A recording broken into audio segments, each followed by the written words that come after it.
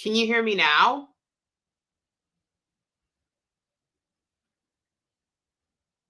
Oh my gosh, how does this happen? Oh, you can hear me now. Thanks, Manny. I was gonna restart the live stream, but you guys can hear me now. That is really annoying. That is so annoying. Let's set that up there. Oh, wow. Okay. I don't know why it did that. Why did it do that? Why did it do that? All right. Well, there's that, and then it completely. Oh my god. We want it. No, we want it confirmed. Okay. This camera is messing everything up for me. That's interesting. Great. Okay, you guys can hear me now. But the camera is doing what I don't want it to do. Maybe we can get it to do that. It's on wide, and I don't want it to be wide right now. But you know what? It's just going to stay wide. So it is what it is. I removed my box spring from my bed because it was hurting my neck. So I just sleep on just the mattress. But this bed doesn't even need a box spring. But anyway, it's just wide. It is what it is. Sorry about that, guys. That has never happened before. Thanks, Osmo Action. So I got distracted there. I was going to restart the live stream, but we'll just keep it as is. It is what it is. But I was just saying, welcome to the live stream. I have no idea why, if this is late or not, but it is what it is. I had to reschedule it because I had a lot of errands to run, but don't get it twisted, everyone. Like, I am doing the best I can in the current situation that I am. I am going through a lot behind the scenes. And I remember someone posted a comment. I deleted it and I was like, okay, because it's stupid. It's like, why do you put all your business on the internet? I don't put all my business on the internet. I'm just talking about weight loss. I share snippets about my life so you guys can understand what I'm truly going through, but I don't explain it all. But yeah, I've been going through, it's been tough the last couple of days. It's been tough the last couple of years. But I'm making the best of my situation because at the end of the day, the only thing that matters is how I feel about what I am doing. I am proud of the effort I've gone through because I know what I am going through. And it doesn't matter what anyone else says. It doesn't matter. You just have to lean on your own. But anyway, we're going to talk about Omad, and we're going to talk about high carb Omad versus low carb Omad. What should you do? What is better for weight loss? Who knows? But I'll let you know because I've done them both. But I'm going to go look at this chat. Thank you guys for letting me know. Hey, Julie, welcome to the live stream. Thank you so much for saying that you can hear me. I don't know what happened there. I just had to disconnect the camera and then it worked. Hey, Simone, welcome to the live stream. Great seeing you, or great having you here too. Welcome, welcome. So yeah, we're just going to get to that. We're going to chat away. It's so awesome that you guys are here. You mainly talk about weight loss. Yeah, I do. I do mainly talk about weight loss. And I try, and I give you guys glimpse just so you guys can relate to, because we all have crap going on. Because losing weight isn't just about losing weight. It's about overcoming everything else that is causing us to be in an unhealthy state metabolically, an unhealthy state physically. Having excess weight on our body is a state of being of imbalance. There's an imbalance there. And that imbalance isn't just physical. There's a mental imbalance there. So there's so many things that come to play when it comes to weight loss. And I share what I can so people understand that they can go through their hard, they can overcome whatever they're going through. But yeah, as time goes on, I will share more. But thank you, Manny. Oh, you're so sweet. I'm so glad you love these lives. So right now, I did a live. No, I didn't do a live. I did a video on Element, and I was going to take an Element during an Omad fast I did, and then I saw that it had a bunch of stevia. Well, I looked at my Element pack, and it turns out there is one Element. I thought it was the black one, but it's one that is like a lime green or a green color, not a lime green, kind of like an aqua color. That Element is pure sodium and potassium. Element, if you get the pure one without the flavors. Right now I'm drinking spicy mango because I'm not doing Omad right now, just to help replenish my electrolytes. But Element has the perfect salt ratios for an electrolyte. So if you're looking for something, I would highly recommend Element. But anyway, hello, welcome, Fugo Mama. I'm surprised a lot of people are here. Welcome, nice to see you here, Tashira. I hope you're doing well. So cool. I didn't think anyone would be here Saturday night. I've been reading Jason Fung's obesity code and it's been changing my life. That's awesome. Jason Fung, I have the obesity code. He was one of the pioneers, the first. He's actually from my hometown, Toronto. And he's just amazing. He just put two and two together. He was just so sick and tired of dealing, because he's a nephrologist, he's a kidney specialist. And most of his patients were diabetics who had end of stage kidney failure. And he was just sick and tired of having this happen. It's like, why is this happening? So he went down the whole thing and he talked about the whole sugar thing. And he's not too fond about like a calorie is a calorie thing. And he's right. You have to look at calories differently in terms of how our body processes each in different calories. I don't want to go as far as and say calories don't matter, but they do. But the sources of your calories definitely matter when it comes to weight loss. And that's what I want to talk about here with Omad, high carb Omad versus low carb Omad versus keto Omad. What is the difference between the two? Will you see success? Now, let's just jump into it because it's just bang on with what we were talking about with Dr. Jason Fung. So, the obesity code, it talks about all of that. When it comes to losing weight with Omad or any diet, you can start off with high carb, but eventually, the closer and closer you get to your goal weight, or if you have a lot of stubborn weight to lose, it is easier to go keto Omad or a low carb Omad. Like it's best, like I was saying, you can start off with carb Omad. It will get you a long way. It will get you to like looking the best you've ever looked in your life. It will. But for some people, there may be some stubbornness going on, or when you get closer to your lowest weight, you have to really, really, really push it with your body because your body's going to resist you the most. The hardest weight to lose, I've said this before, it's easy to lose weight when you have excess weight. When I say easy, I mean physiologically. The mental side of things can be tough, but you can get through that. But physiologically, it is so easy to lose when you are like 50, 60, 70, 100 pounds plus from your goal weight.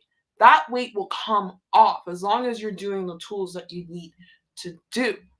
Weight loss gets harder physiologically when you are closer to a lower body fat percentage. Let's just say that. Because someone with muscle can still technically be obese, but in terms of BMI. However, with their body fat percentage, they're not. Like you can look at tons of NFL athletes, basketball players too, they have lean muscle, but it's the same thing. Yeah, basketball players, you can throw in them. Who else? But let's just do NFL and football and basketball players. A lot of them would have an obese BMI, but they are healthy because of their body fat percentage. And the reason why it gets harder when you have more muscle and you have less body fat and you have a healthy or an athletic body fat percentage is because your body demands more calories. Your BMR goes up. Your body's going into full-on preservation mode. You don't have a lot of excess resources on you. And that's why bodybuilders, when they're cutting and they're getting lower and lower to like looking shredded, it's harder on them. The hunger gets so intense. Like hunger gets way more intense the leaner and leaner you get. There is a difference between hunger, because you'll figure it out when you first start your weight loss journey. Yeah, there is that hunger that's coming, but that's like a transition hunger. It's more of a hunger of being starved from the crap. It's more of a detox, I would say. More of a detox that's happening in the beginning, or when you like the first 24 hours of a fast. It's always hardest during those first 24 hours, but once you ever got over that hump, it becomes a breeze. So this is what I mean, how like keto Omad will get anyone to their lowest weight. It will. There will be plateaus along the way. But I think the best way to use the Omads is to start off with carb Omad, let a normal looking like carb diet. And when I say carbs, I mean healthy carbs. You don't want to be going with junk food. I mean things like rice, potatoes. I'm looking at the comments. I will get to them in a second. Rice, potatoes, just one ingredient stuff. Quinoa, those fancy little grains you get from the Middle East and the Mediterraneans. Um, all that stuff. Just have healthy types of carbs. And then as you get closer and closer to your weight and you start hitting plateaus, throw in a keto Omad. Even on your journey, if you need a good reset, throw in a keto Omad because it will get you more deeper into that metabolic switch. Because when you're doing keto Omad, you are basically maintaining physiologically a fasting state. So when we fast, our blood sugar levels go down. That's what triggers everything. Blood sugar levels go down around 10 hours, 9 to 10 hours. That's when things start being triggered. That's when you start making that switch. Then ketones start being made, and then autophagy comes in at 17 hours, and then you get the human growth hormone, HGH, and all that fancy stuff that comes in. It starts kicking in. And basically, when you eat a keto diet, 80-20 keto, basically what happens, you remain in that state of ketosis. So it kind of prolongs the healing and it prolongs you being in a fat burning state.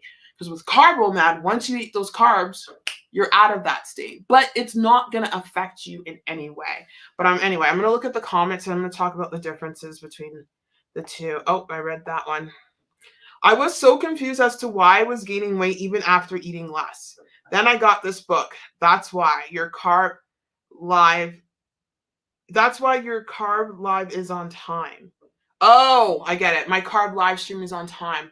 Yeah, he talked about that in the beginning. So what Manny is referring to, basically, when you diet and you just cut your calories and you just cut your calories and you cut your calories, you are bringing your set point weight down. So basically your body gets into a situation where it starts to preserve weight by just cutting your calories and cutting your calories. And what you need to do to break out of that is make that switch into going into a low carb state. So that's why he was saying, I forget the details exactly. I'm trying to get it deep in my brain because I did read that part of the book. I'm trying to remember exactly what Dr. Jason Fung said, but he was basically saying that I think your BMR goes down with it. And then you just get to a point where your body just holds on to weight. And that's why he's a big advocate in making that switch and going into keto or throwing in a fast to really get your body to reset. But yeah, he's right. That happened to me on my weight loss journey. So basically, I'll share my story to explain exactly what this comment is. So basically, when I first started at 282 pounds, I did the common sense diet. I was eating less and less and less. Then I started counting my calories. And then my weight just stalled when I was eating around 1,200 calories of just normal food. It just stalled and stalled and stalled. And I was like, okay, let me give this whole carnivore diet a try. I wanted to do the carnivore diet because that's what I was learning that from Michaela Peterson. I wanted to do it and I tried it and I couldn't do it. So I was like, keto, let's just do keto. And then when I got into ketosis, that's when things started moving. I was eating the same amount of calories, but then the weight was dropping off because, again, your body is making that switch. You're going into being in a fat burning mode. You're going into a situation where your body is using itself for fuel. You're putting yourself in a fast mimicking state. You're forcing your body to use its resources by bringing that blood sugar level down and having your body, because basically our body uses our blood, the sugar that's in our blood, that's quick resources, that's quick calories. When it's gone, our body has to be a little bit more intelligent and go into its deep preservatives. So its deep preservatives, first it will go for glycogen stores.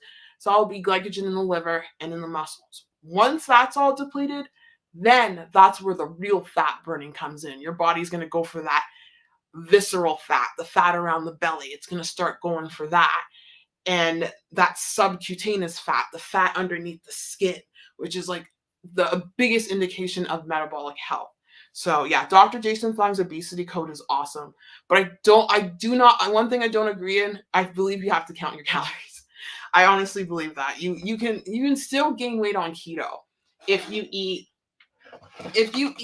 like if you're eating more than your maintenance calories on keto, you can still put on weight. It won't be as intense as you eating a normal looking diet, but if you really want to lose weight, you have to be cognizant of what calories gets you that result.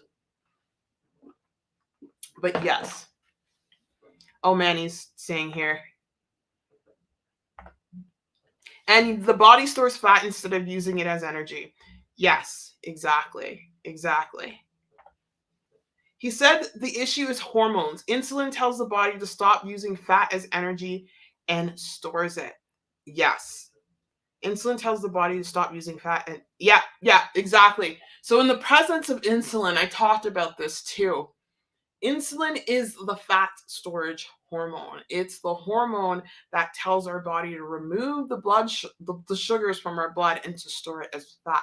When insulin's present at high doses, at a high level, that is where your body is in a anabolic mode. Do I want to use that phase? Anabolic, and I'm not talking about muscle anabolic. I'm talking about building fat anabolic instead of being in a catabolic mode of breaking things down. So anabolic, this is just science 101 because it's been thrown around the internet. Anabolic means a chemical reaction that results in building something. So you're taking, I don't know, two glucose molecules and you're making like a long sugar molecule or something, or a polysaccharide. Or yeah, you're taking two monosaccharides, which means mono means one. So one sugar plus one sugar, you're putting them together and you're getting a disaccharide, which is two. So that's building. Catabolic means to break things down. So you want your body to be in a catabolic situation. So lipolysis, when you're in ketosis and you're fasting, that encourages lipolysis. And lipolysis, if I don't screw this up, is the process of breaking down fat. And that process involves using water. So that's a catabolic process. You're taking a fat molecule is made out of one triglyceride and three fatty acids. So you're doing a chemical reaction, you're getting an enzyme involved, and you're cleaving that, and you're breaking that down, and you're using that. Those fatty acids get metabolized and gets put into the whole Krebs cycle, yes, which is the cycle of cellular respiration where our body uses it to break down molecules for energy, sugar or protein. So yeah, that's that. Insulin causes a lot of problems. And then I mentioned about what Dr. Robert Lustig talked about, how the presence of insulin was actually wreaking havoc on the kidneys of the little mice he had that he genetically engineered to not have sugar in the kidneys, but just have a bunch of insulin, and the kidneys were rotting. Yeah, insulin does a lot. And that's why Dr. Jason Fung was very frustrated, because he's like, why are they giving insulin to diabetics, type 2 diabetics? It's making the situation work. That's like giving a drug addict the drug of its choice. Like, it's literally making worse. I don't understand the diabetes system. And then you see people have heart issues with diabetes. Like, anyone with diabetes, if they have it for a long time, it leads down to puts you at high risk for cardiovascular issues. It puts you at high risk for necrosis, the rotting of your joints, blindness, like that poor woman I mentioned who had diabetes, worked her way into just working. She ended up going blind. Kidney failure. And it's so sad because diabetes is a pretty much, it's 100% preventable. It really is. It really is. If you really want to get down to the root of it, it can change. But again, I had this conversation with someone. Personally, my attitude is, if I was diagnosed with diabetes and I was on medication for all these years and the diabetes was not under control, and I learned about keto and I learned about Omad, guess what I'm doing? I am going to be trying these diets and putting in the effort. But some people like the idea of taking a medication so it helps them manage their blood sugar levels because they're not willing to give up the foods that causes issues, gives up the sweets and all of that. This happens with a lot of the older people. In Dr. Jason Fong's book, he talked about this older Filipino woman he was helping, and he was trying to get her to eat a low carb diet. And it's going to be harder for people, from other cultures, even my cultures too, Caribbean culture, any culture like that. All cultures, really. This is not just one cultural thing, but a lot of cultures like food. Food is everything, right? So it's going to be really hard to make a 72-year-old Filipino lady with diabetes change things, but he managed to do it and he helped her reverse things. Dr. Jason Fong is one of the doctors that I have total respect for. I really do. The only thing I don't agree with him is that calories don't count. I think they do. It's just the type of calories you're eating. Like, definitely, like, it is when it comes down to it. But, yeah. How many carbs should you have to lose weight on the keto diet? So, on the keto diet, you should be having carbs should be, okay, if you really want to lose weight, you really want to go in, 20 grams to 30 grams of carbs per day. Don't go more. And that's net carbs. So for those of you who don't understand, net carbs is the total amount of carbs minus fiber. We don't include fiber because fiber goes to our gut microbiome. Our body doesn't process the fiber. That fiber is a root that funnels our food to our gut microbiome. That's why it's so important to eat fiber. And I'm going to be eating fiber for dinner. I found this pasta. It was like a lentil pasta. It is like 18 grams of fiber and like 20 grams of protein. I'm like, this is going to be perfect because for my macros, I have, what do I have? It's weird. I have a lot of fat and protein to eat, but it is what it is. But anyway, I just got distracted. But if you really want to lose weight, 20 to 30 grams of carbs. That is how I did it in the beginning. The beginning, I wasn't going no more than that. Now, if you have the odd day where you have like 40, maybe 50 grams in net carbs, that's okay. That will happen. But on the majority of the days, you want to be consistent with 20 to 30 grams of carbs with Keto Omad. And then you'll lose weight with that, just following that rule. Now, if you really want to get into the real healing and really putting yourself in ketosis, meaning that you're really like reading those ketones, because if you have too much protein, it can kick you out of ketosis. But if weight loss is your goal, you don't really have to worry about the protein thing. But real keto or therapeutic keto is basically keeping your carbs under 50 grams, usually 20 to 30 grams. No, it's not. Carbs is sparing. So 80% fat. 80% of your calories is coming from fat. 20% is coming from protein. And carbs are literally sparing. So this is what I did with Keto Omad. My carbs, the most my carbs got with Keto Omad or real keto is no more than 15 grams of net carbs. Like, it never went more than that. Most days I was like 9 to 12 grams of carbs, like as long as I was like above 10. Now, when I did the carnivore diet, for some reason, my carbs, I had like 2 grams of carbs. My body freaked out on that. But for some reason with keto, when I'm having my carbs around 9 to 15 grams or even 30 grams on the odd day, my body didn't freak out. I don't know if it had to do with the carbs. I don't know what it was, but keto is just the perfect, it's more of a diet that people can sustain for a long period of time because you can eat more foods on keto. And it's just a diet that has been studied for years. People have studied keto. People use keto to help. Keto was originally designed for people who had epilepsy. That's what they used it for. And even in the 1940s, they saw that going on a keto diet would help people lose weight. So yeah, just to answer that question, I kind of got a little bit long-winded there, but if you really want to lose weight, just focus on like 20 grams to 30 grams of net carbs per day. Have lots of fiber. Fiber will be your friend, and lots of fat to keep you nice and satiated and to keep you in that metabolic switch. You really want to go for the fat. All right, so going back to Omad. Differences between low carb Omad and high carb Omad. So the major difference is that with carb Omad, which is good to throw in once in a while. So if you're doing keto Omad and you just need one day to throw in carb Omad, you could, just to help like replenish things, but it might increase your hunger the next day because you're not used to it. But with carb Omad, you hold on to water longer. So what would happen with carb Omad, when I would have my carbs, I would notice on the scale the next day, I would be heavier. But in the morning, first thing in the morning. But as the day goes on, because I weighed myself twice a day. I was a little bit too much. I was a little too anal with my weighing back then. I weighed myself twice a day, but after the morning and then the time went on and it was like right before I broke my fast, that weight just dropped off. So I loved putting in a carb OMAD when I was doing keto OMAD because it helped me hold on to water, which will help me retain my electrolytes better.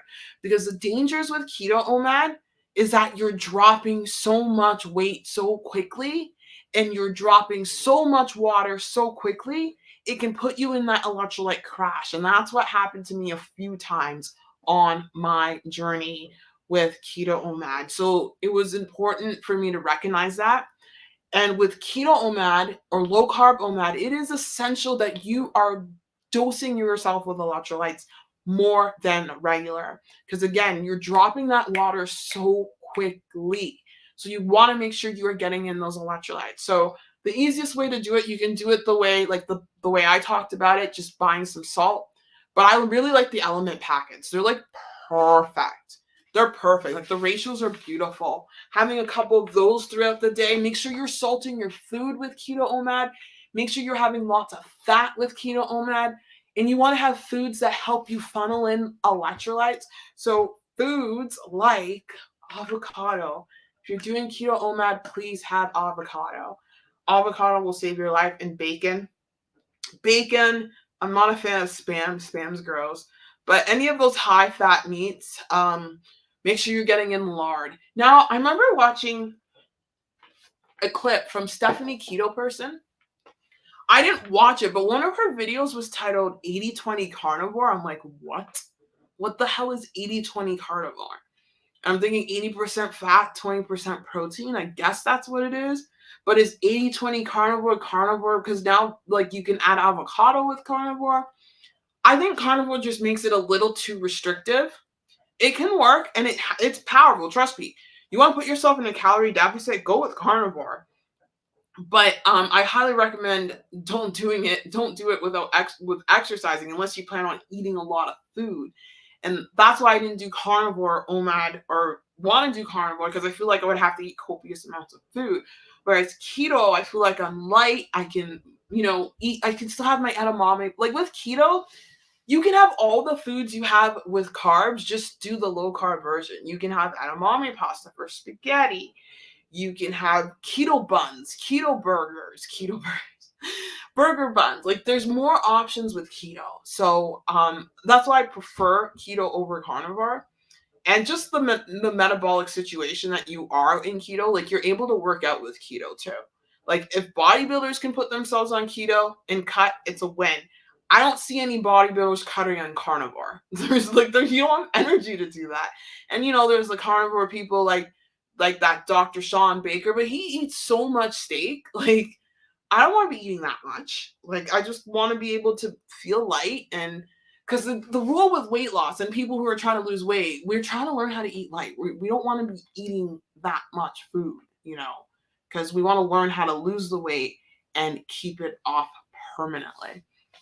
So yeah, that's what I would recommend. But anyway, if you're first starting your journey with one meal a day, just do it normally. See how it works out for you. If you hit a plateau, that's when you want to throw in the extra tools. Like you don't want to throw out all your tools at once. Just start off with regular OMAD. When I did it, I started off with keto OMAD because I had experience with the keto diet. But if you're literally going from like eating this, what is that noise? I hope you guys don't hear that. I keep hearing noise from above.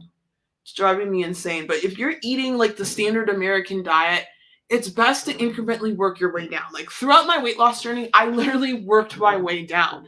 Like I started off with the common sense diet, got rid of all of the junk food, ate more vegetables, ate like whole wheat stuff and brown rice, and then I slowly progressed my way to these more extreme diets.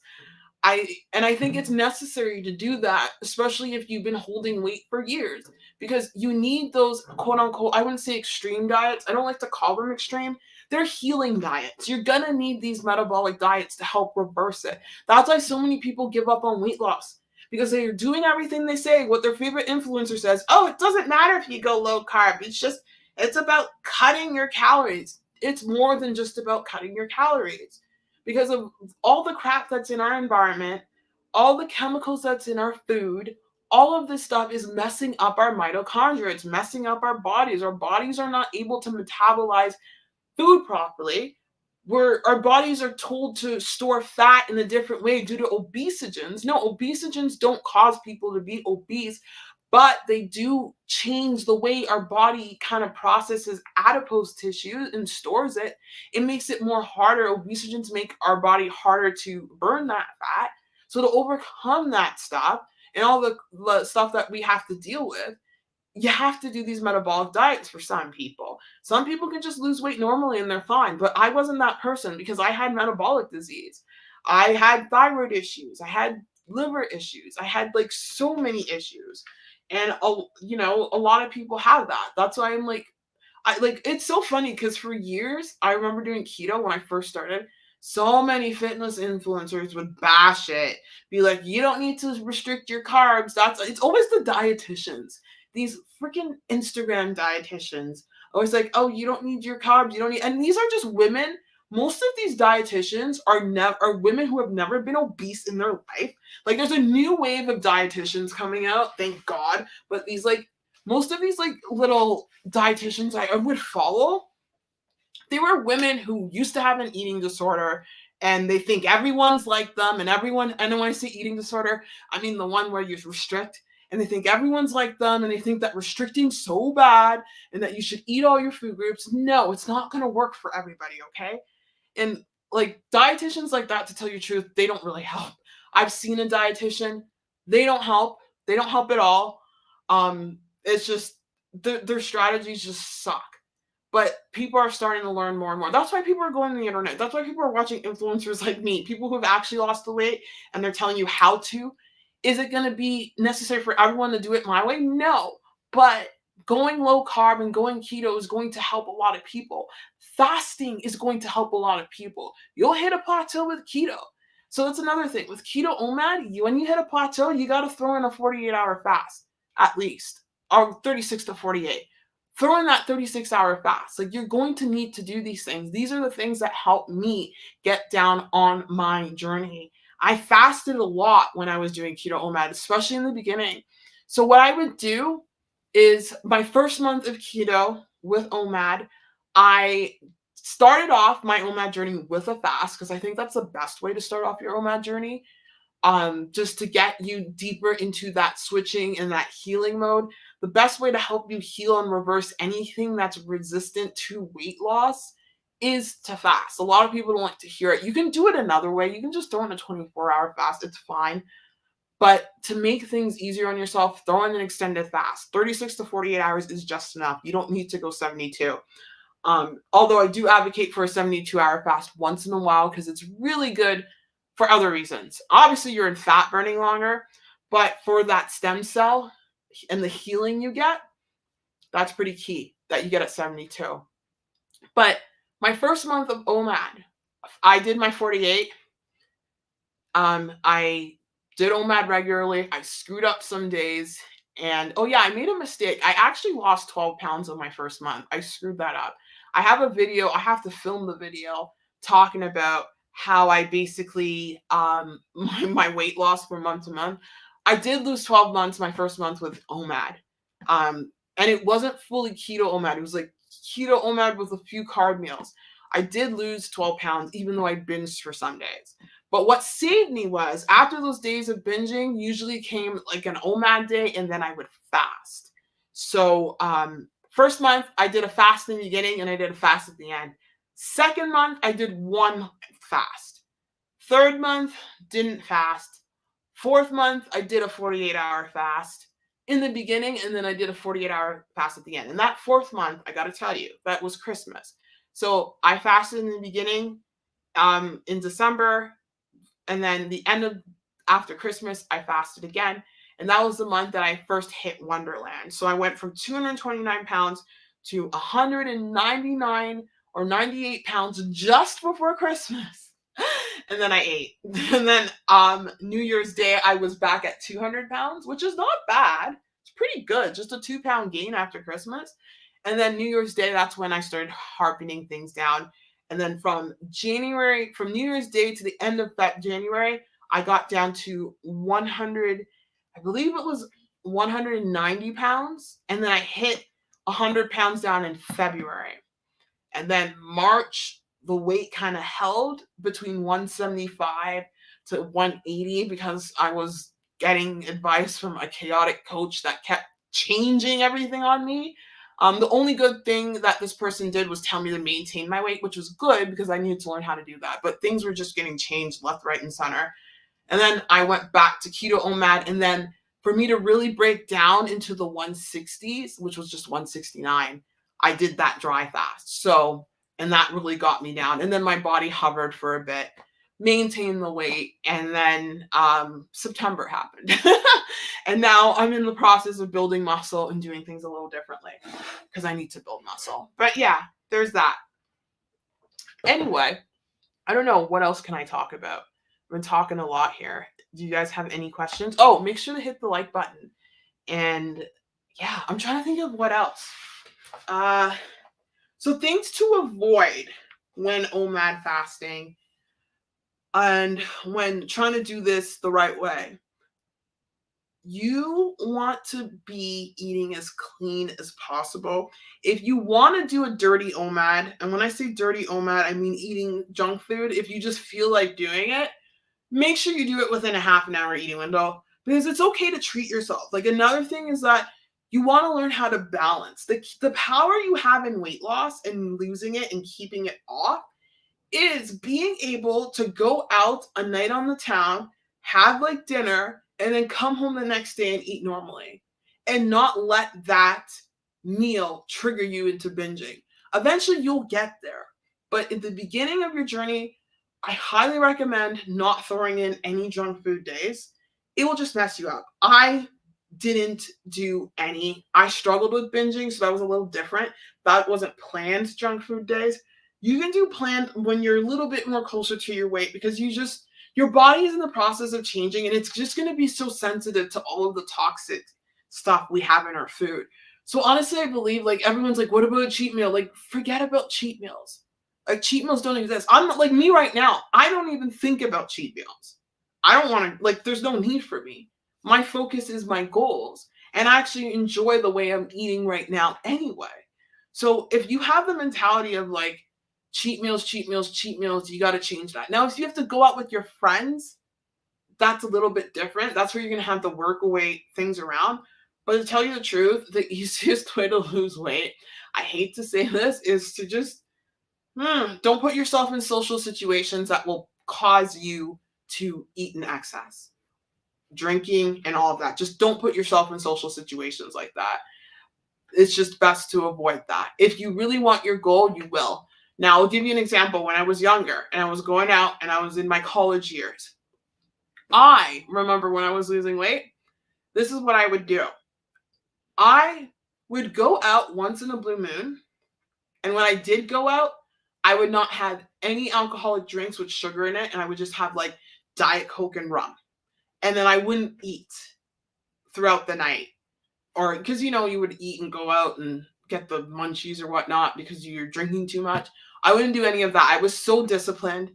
I would go to the gym hungover, but going to the gym and sitting in the sauna after being hungover is the best feeling because you get rid of it quickly. Like, I was just so focused. I remember my friend would be like, how come you're going to the gym like hungover? You're so dedicated. Or I would go to the gym after work. Everyone would be like, you're so dedicated because I'm focused. It's not being dedicated. It's what I want. And someone asked me about getting into routine with all of that with work. It's honestly, like when I was younger and I was able to do it, it was easier for me. Now I'm like an old lady, so I wake up in the morning. No, I'm not an old lady, but I'm a morning person now. I don't know who this person is, but I just prefer working out in the morning because it just sets the tone for my day.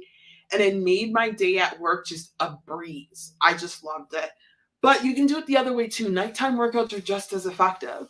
And the key to doing nighttime workouts is putting your bag in the car and going straight to the gym.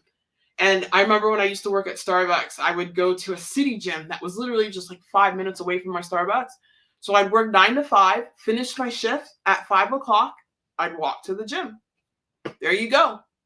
I wouldn't have anything and walk to the gym. I would avoid all the sugary drinks. Like, you have to make up your mind. If you want something you never had in your life, you have to be a person that you never were. You have to change. And if you're not willing to change, I don't know. That's on you. How bad do you want it? It's a mindset shift. So, yeah.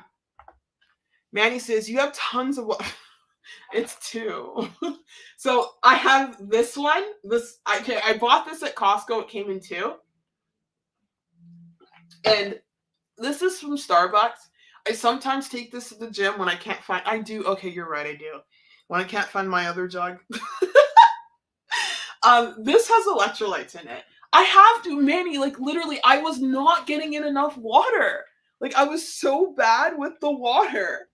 Oh, my pants are falling. I'm trying not to show you guys my butt crack. Like, I was so bad, and it was just getting jugs. I remember I was talking to, I think it was my chiropractor. I was thinking I was getting that, what is that stupid cup everyone's having? The Stanley Cup. And he's like, whatever gets you to drink water. I think he had an opinion about the Stanley Cup. I was like, yeah, this Starbucks cup is good enough. I don't need a Stanley Cup. But having these jugs help.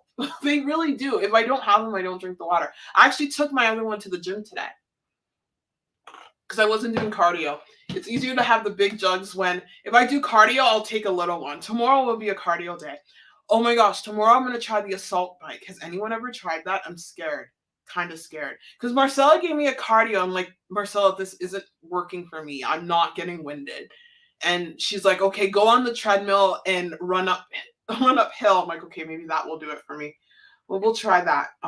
Because she has me doing these special sprints for one of my workouts. I'll do that next week. But I really want to try the assault bike tomorrow, and I'm scared.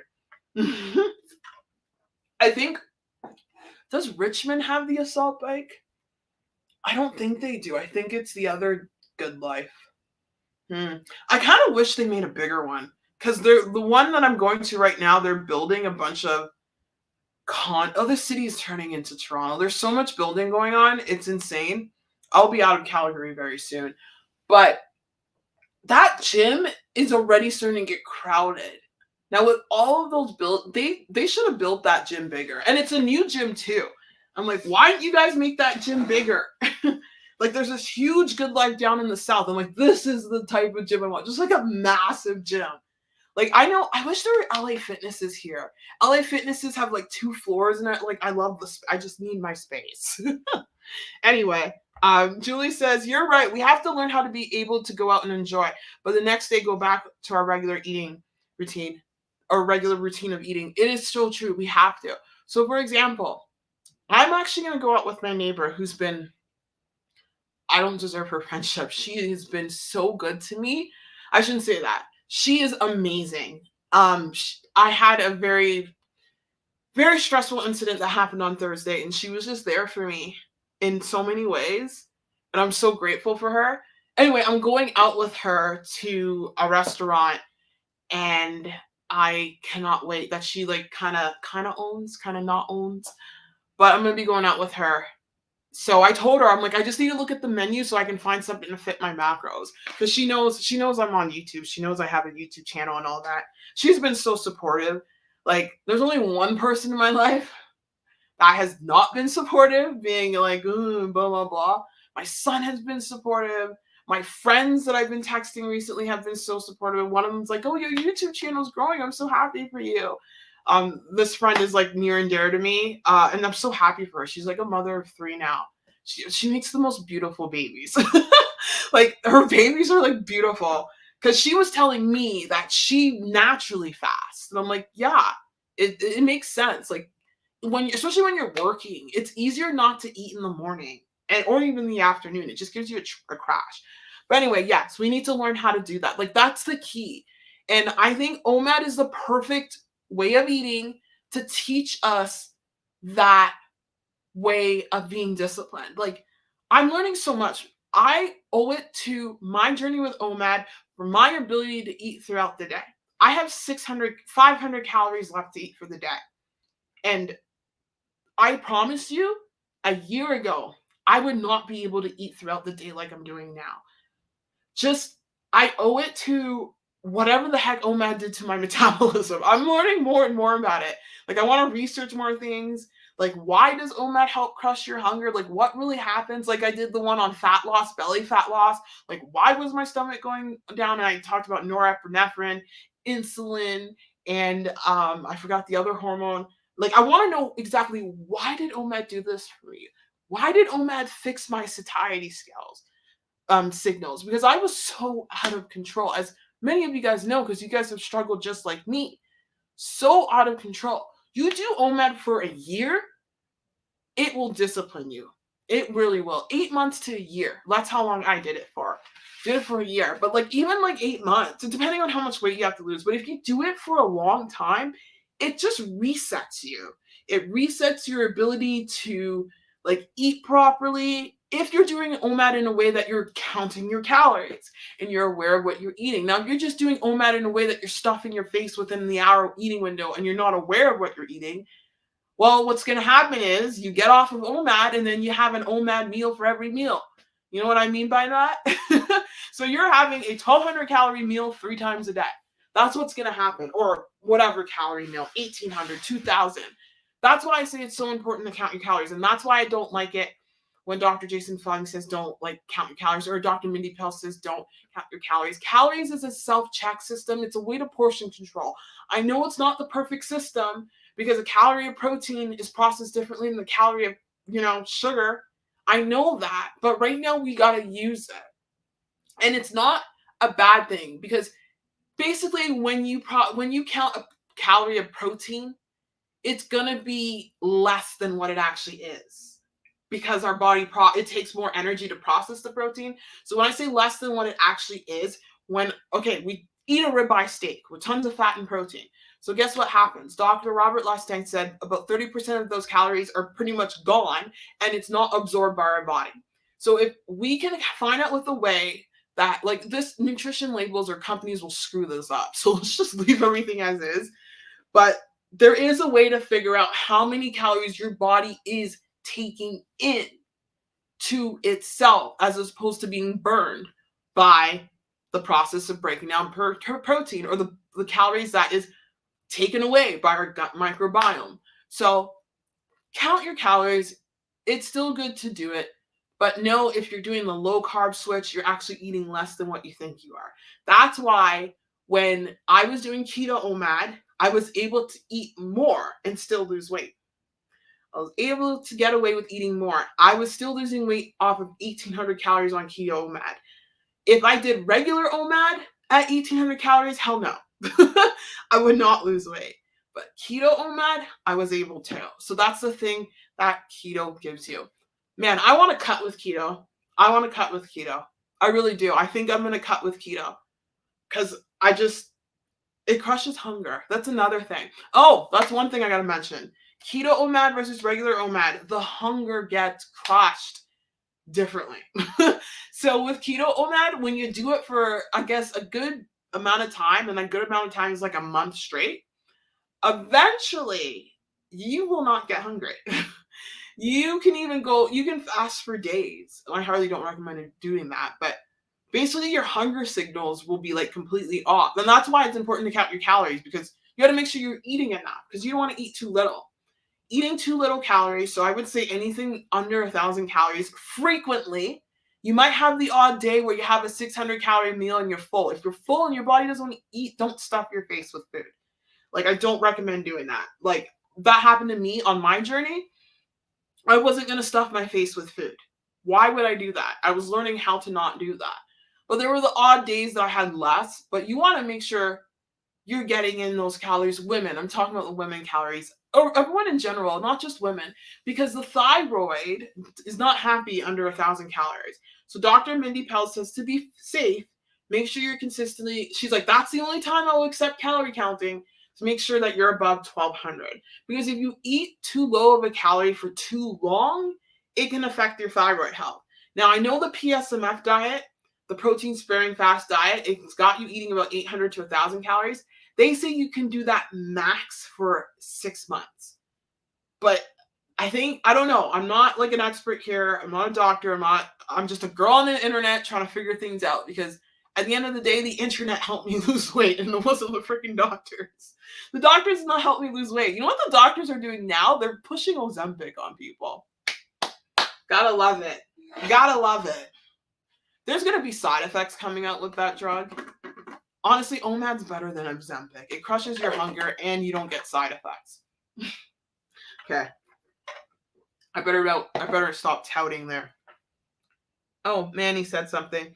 I've watched a lot of videos and have been reading his books, and I think what he's actually saying is don't just, count your calories. I think he's saying that alone isn't sustainable. Yes. Okay. If he's saying that, then yeah, don't just count your calories. I believe that, because just counting your calories will just get you nowhere. You have to look at the macronutrients. It's the macros. The macros matter. Macros matters with weight loss. And keto is macro counting 101. It truly is. Just like how Omad is calorie counting 101 or dieting 101. And when I say dieting, Omad teaches you how to properly diet because you're eating in such a small window and you have so much control and you're not going to overeat, because when you fast throughout the day, that's another thing. Your stomach gets shrunk. And it's really hard to get in a lot of food, which is what you want. But keto is macro counting 101. I am in an advanced version of macro counting right now. My macros were given to me by my coach. The bodybuilders know something too. The whole macronutrient ratio, that matters as well. Because I know there are days when I would have too much of one macronutrient. It would screw up everything. And that was usually fat. But that's different because I'm having carbs. Fat will affect things when you have it with carbs. But if you're doing like fat on its own and keto, don't work. Like, no, fat's not going to make you fat at all. But then my body corrected itself. But it's about the macros. I really think so. And just like that one bodybuilder said, you want to lose weight, cut your calories. When you cut your calories, if you can't cut your calories too low, what do? You cut your carbs. So yeah, I can't wait to go low carb. That's going to be in the cutting phase because I'm like an expert at it. So thank you to Omad. Thank you to Keto Omad for teaching me that. And shout out to Dr. Jason Fung for, don't just count your calories. I agree. Don't just count your calories. You got to do more. You can do it in the beginning, and then when your weight stalls, that's when you'll learn. But yeah, no, I really like Dr. Jason Fung. He is amazing. He is absolutely amazing. But yeah, anyway, I was yakking a lot, but I hope you guys enjoyed this live stream. Sorry how it started. I wonder if I can chop that. I hope I can. But don't mind my bed background here. That's my box spring. I don't want to throw it out because when I move out, I probably won't have, my shoulder. Yikes. Don't do that. I probably won't have this bed, but that's what I do. Anyway, I appreciate you guys joining me for today. You're bodybuilding. For someone like me, I need to consume the right calories. Yeah, for sure. Yeah, you do. Oh yeah. Like when I was losing weight, without bodybuilding, I wouldn't even, there's no way I would start a bodybuilding journey at my highest weight. There's no way. There is no freaking way. And I think that's where people go wrong with weight loss, because a lot of people are out here powerlifting and doing all this stuff and they're obese and they're trying to lose weight. That's not going to help you. When you're losing weight, you need to focus on the light exercise. You need to focus on the light stuff. Like as I was doing Keto Omad, I was not bodybuilding. I was using the lat pull down machine, but I wasn't using it in a way that I would extremely put time under tension. I was just putting it in a way where I would feel light pump, where I wouldn't be sore the next day. That's another thing. Learning how to exercise while losing weight is key. You got to exercise in a way that doesn't cause you to have a longer recovery time. Because if you are exercising in a way like I'm doing right now, and you need to recover, that's going to put you in a situation where you're going to overeat and binge. You want to exercise lightly. You can still lift weights. You can still do all the stuff, but you have to do it in a way that's not going to kill you. You don't need to push the weight lifting while losing weight. Just go light. This isn't an ego contest. And yeah, even Sam Sulik said that today. Finally, he's growing up.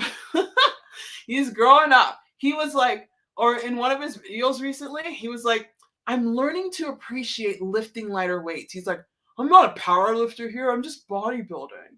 Like, you don't need to, like, what is this ego thing? So I can bench press 5. It's like I can't use that word.